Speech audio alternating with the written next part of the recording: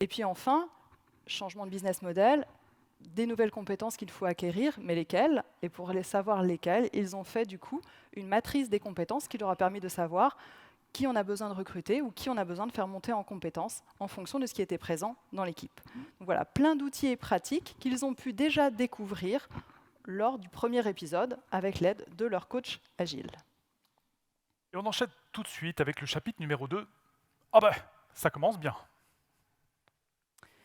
Donc avec le modèle Strip Club par rapport au modèle Topless, ils ont du coup renoué avec le côté intérêt financier, donc avec des finances qui sont redevenues plutôt dans le positif.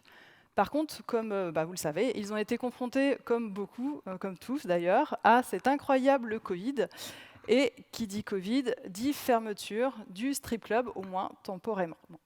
Mais ça a aussi provoqué une opportunité pour eux. En fait, le restaurant qui était juste à côté, finalement, a cessé son activité et libérait son local.